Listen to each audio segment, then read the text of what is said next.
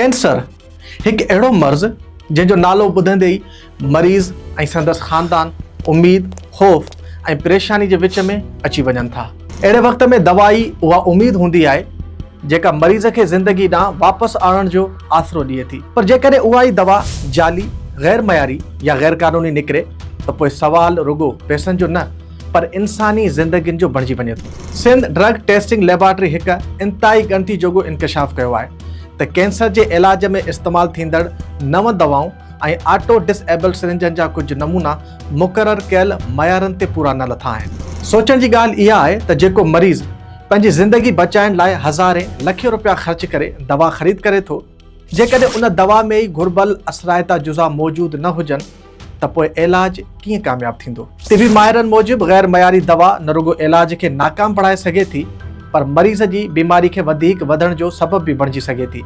ख़ासि तौर ते कैंसर जहिड़ी हसास बीमारी में वक़्तु तमामु घणी अहमियत रखे थो। इलाज में थोरी बि देरि मरीज़ जी सिहतयाबी जा इम्कान घटाए सघे थी। सिंध ड्रग टेस्टिंग लेबोरेटरी मूजिबि कुझु दवाऊं त अहिड़ियूं बि मिलियूं जेके drug regulatory authority of Pakistan J registration खां सवाइ मार्केट में विकिरो थी रहियूं हुयूं।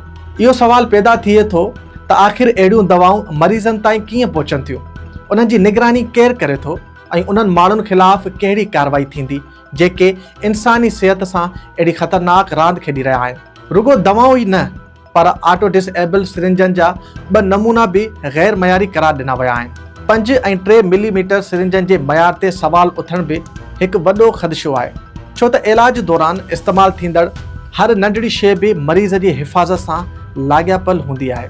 हिकु ॿियो अहम ख़दशो इहो बि साम्हूं आयो आहे त कुझु कैंसर जा माहिर अहिड़ियूं दवाऊं तजवीज़ कनि था जेके रुगो मख़सूस मेडिकल स्टोरनि ताईं मिलनि थियूं। अहिड़ी सूरत हाल में मरीज़नि वटि चूंड जा मौक़ा घटिजी वञनि था ऐं दवा जी असलियत जी तस्दीक़ करणु वधीक ॾुखियो बणिजी वञे थो। हिते ज़रूरत इन ॻाल्हि जी आहे त मरीज़ ऐं संदनि वारिस बि एहतियात कनि। दवाऊं हमेशह रजिस्टर्ड मेडिकल स्टोरनि तां ख़रीद कयूं वञनि। पैकिंग ते ड्रेप रजिस्ट्रेशन नंबर कंपनी ऐं ॿियनि तफ़सीलनि जी तस्दीक़ कई वञे।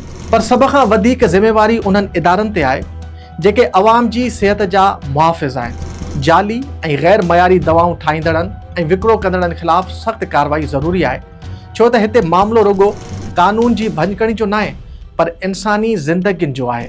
कैंसर सां विढ़ंदड़ हर मरीज़ खे बहितरीन ऐं महफ़ूज़ इलाज जो हक़ आहे। दवा ज़िंदगी बचाइण लाइ हूंदी आहे।